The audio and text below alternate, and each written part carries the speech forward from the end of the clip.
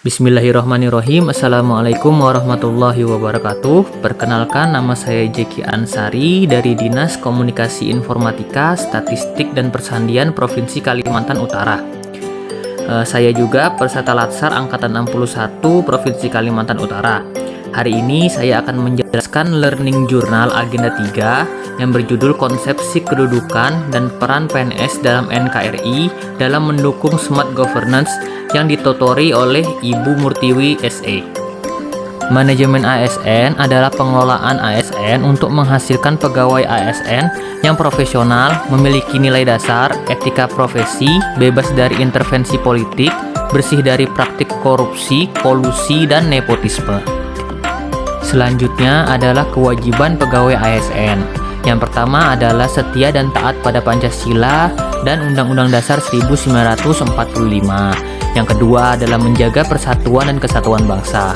Yang ketiga, melaksanakan kebijakan yang dirumuskan pejabat pemerintah yang berwenang. Yang keempat, menaati ketentuan peraturan perundang-undangan.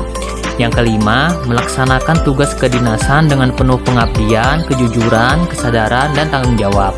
Yang keenam, menunjukkan integritas dan keteladanan dalam sikap, perilaku, ucapan, dan tindakan kepada setiap orang. Yang ketujuh, menyimpan rahasia jabatan dan hanya dapat mengemukakan rahasia jabatan sesuai dengan ketentuan peraturan perundang-undangan. Dan yang terakhir, bersedia ditempatkan di seluruh wilayah negara Kesatuan Republik Indonesia. Setelah kita membahas kewajiban pegawai ASN, sekarang kita akan membahas hak pegawai ASN. Pegawai ASN dibagi menjadi dua, yaitu PNS, Pegawai Negeri Sipil, dan P3K, Pegawai Pemerintah dengan Perjanjian Kerja. Di sini ada sedikit perbedaan terkait hak yang didapatkan. Untuk PNS, hak yang didapatkan ialah yang pertama, gaji, tunjangan, dan fasilitas. Yang kedua adalah cuti. Yang ketiga, jaminan pensiun dan jaminan hari tua. Yang keempat, perlindungan. Dan yang terakhir, pengembangan kompetensi. Sementara untuk P3K, kurang lebih sama, mendapatkan hak-hak yang didapatkan oleh PNS, namun mereka tidak mendapatkan jaminan pensiun dan jaminan hari tua. Oke, selanjutnya kita akan membahas tentang fungsi, peran, dan tugas dari ASN. Untuk fungsi ASN terdapat tiga. Yang pertama adalah pelaksana kebijakan publik, yang kedua adalah pelayanan publik, dan yang terakhir ada perekat dan pemersatu bangsa.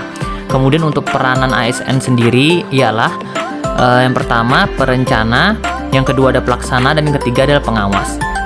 Kemudian adalah tugas ASN. Yang pertama adalah melaksanakan kebijakan yang dibuat oleh pejabat pembina kepegawaian sesuai dengan ketentuan peraturan perundang-undangan. Yang kedua adalah memberikan pelayanan publik yang profesional dan berkualitas. Dan yang ketiga, mempererat kesatuan dan persatuan negara Kesatuan Republik Indonesia. Lanjut ke kode etik. Kode etik dan kode perilaku ASN bertujuan untuk menjaga martabat dan kehormatan ASN. Fungsi kode etik antara lain sebagai pedoman panduan birokrasi publik, aparatur sipil negara dalam menjalankan tugas dan kewenangan agar tindakannya dinilai baik. Kemudian sebagai standar penilaian sifat, perilaku, dan tindakan birokrasi publik, aparatur sipil negara dalam menjalankan tugas dan kewenangannya. Oke, sistem merit. Sistem merit pada dasarnya adalah konsepsi dalam manajemen SDM yang menggambarkan diterapkannya objektivitas dalam keseluruhan semua proses dalam pengelolaan ASN, yakni pada pertimbangan kemampuan dan prestasi individu untuk melaksanakan pekerjaannya, dalam kurung kompetensi dan kinerja. Pengambilan keputusan dalam pengelolaan SDM didasarkan pada kemampuan dan kualifikasi seseorang untuk melaksanakan pekerjaan dan tidak berdasarkan pertimbangan subjektif seperti afiliasi politik, etnis, gender, warna kulit, agama, asal-usul, status pernikahan, umur, ataupun kondisi kecacatan. Manfaat sistem merit terbagi menjadi dua, yaitu pertama bagi organisasi dan yang kedua adalah bagi pegawai.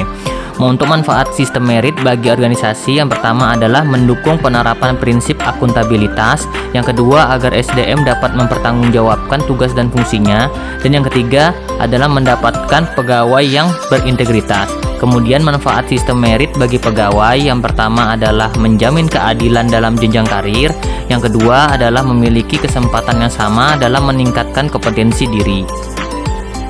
Kita lanjut ke bahasan selanjutnya, yaitu Smart ASN. Smart ASN merupakan ASN yang bijak dan bertanggung jawab dalam menggunakan teknologi informasi di era globalisasi digital yang penuh dengan persaingan. Smart ASN memiliki beberapa kriteria. Yang pertama, integritas. Yang kedua, berjiwa nasionalisme. Yang ketiga, berwawasan global.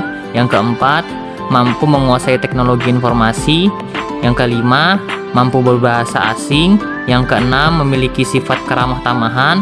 Yang ketujuh, memiliki banyak jaringan. Dan yang kedelapan, mampu melakukan entrepreneurship. Literasi digital. Literasi digital adalah sebuah konsep dan praktik yang bukan sekedar menitikberatkan pada kecakapan untuk menguasai teknologi. Lebih dari itu, literasi digital juga banyak menekankan pada kecakapan penggunaan media digital dalam melakukan proses mediasi media digital yang dilakukan secara produktif.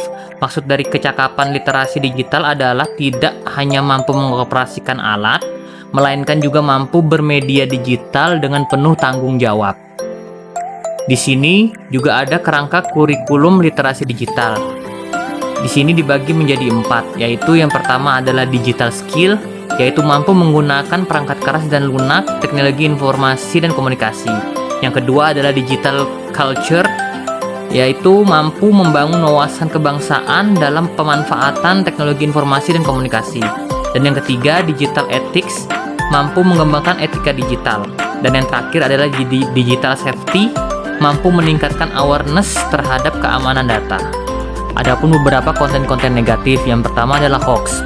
Hoax adalah informasi palsu, berita bohong atau fakta yang dipelintir atau direkayasa untuk tujuan lelucon bahkan hingga serius. Ini dapat mengakibatkan perpecahan. Kemudian di sini juga ada konten cyberbullying. Jadi cyberbullying ini merupakan tindakan agresif dari seseorang atau sekelompok orang terhadap orang lain yang lebih lemah dengan menggunakan media digital. Jadi di sini mereka merundung orang yang lebih lemah tersebut. Kemudian di sini juga ada ujaran kebencian atau hate speech, yaitu ungkapan atau ekspresi yang menganjurkan ajakan untuk mendiskreditkan, menyakiti seseorang atau sekelompok orang dengan tujuan membangkitkan permusuhan, kekerasan, dan diskriminasi kepada orang atau kelompok tersebut. Baik, mungkin itu saja yang dapat saya sampaikan. Apabila ada kesalahan dalam penyampaian materi, mohon untuk dimaafkan. Terima kasih. Wabillahi taufiq wal hidayah. Wassalamualaikum warahmatullahi wabarakatuh.